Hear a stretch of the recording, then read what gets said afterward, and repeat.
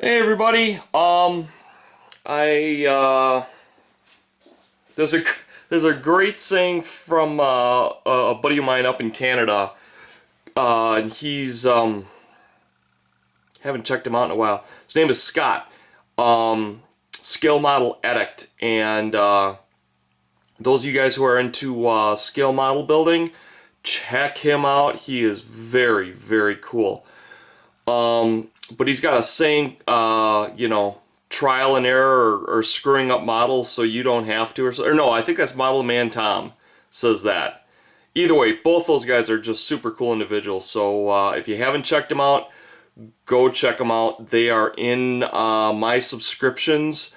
Just cruise through my subscriptions until you find their names, and then shoot over there. Great guys to subscribe to. Very, very cool individuals. I was trying something. I'll give you an idea here.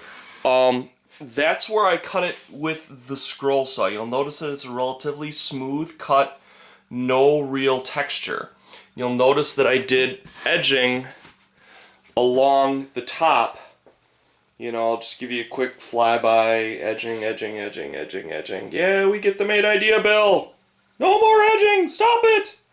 Okay, so did my edging, and then I was going to do some edge shaping to give it some depth and give it something you see to work with. Something that I can build some texture up on and make it work. The problem is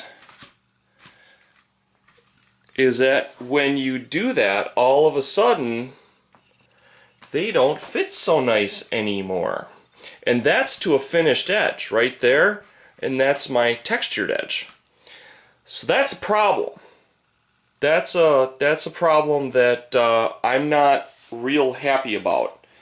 If you wanted to go for if this is an ice table, and you were doing like glaciers where they've got cracks that go down 100 feet and stuff, not a problem. Not a problem at all. For my own personal usage, I would definitely do it.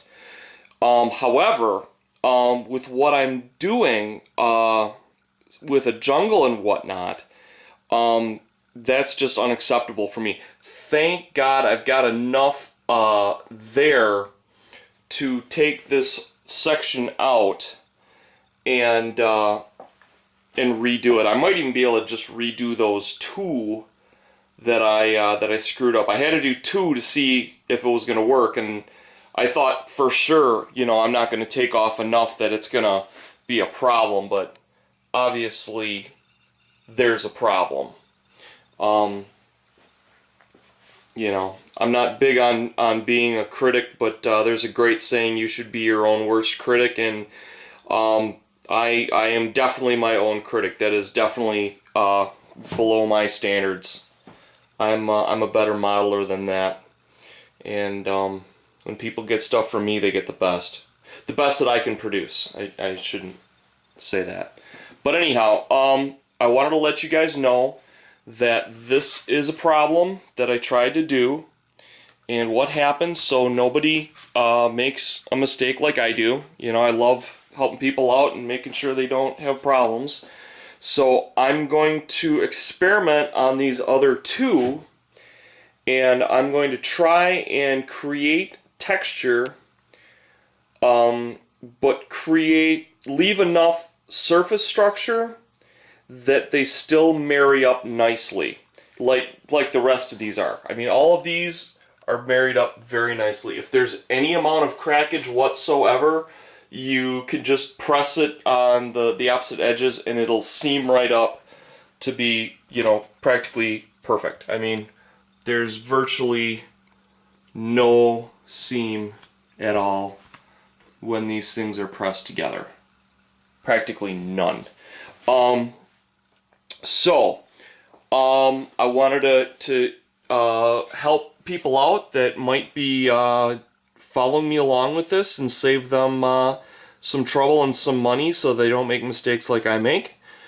So that's about it. I want to let you guys know also, Bootleg has put up his 4th podcast. You're gonna have to endure a couple of commercials of mine, but other than that, it's really great. So don't let my commercials scare you away. Go check it out. Like I said, I hung with Bootleg. Love him like a brother. He's an awesome guy.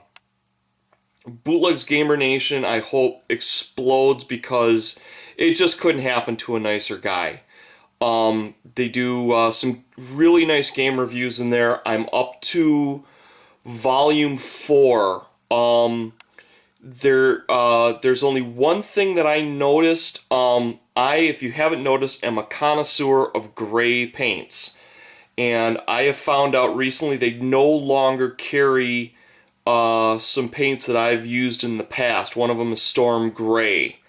So in my humble opinion, they don't carry any decent dark grays. The closest thing that they've got to a dark gray is practically black, which is licorice, and then like a medium gray. They used to have a rain gray that I was a total fan of. They don't carry that anymore. And I actually had to take my bottle of Storm Gray over to Home Depot and have them make a pint of it for me, so I can still produce the gradients of gray that I think looks the best. And I'm obviously always trying to make my stuff look the best it possibly can for you guys. So,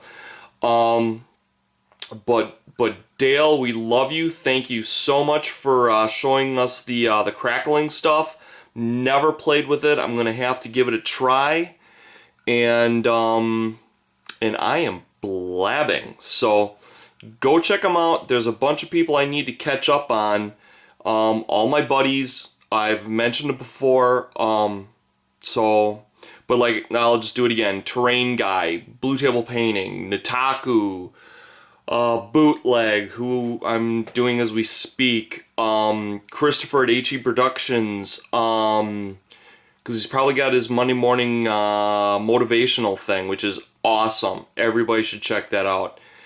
You know, unless you're a billionaire, it'll probably, you know, give you that little extra oomph you need on that Monday morning. Check out Mike over at Blue Moon Minis. Just the list goes on and on, guys. Like I said, check out anything that I subscribe to. They're good people. Good people. So, take care, everybody, and don't make the same mistakes I do. Love you. Bye-bye.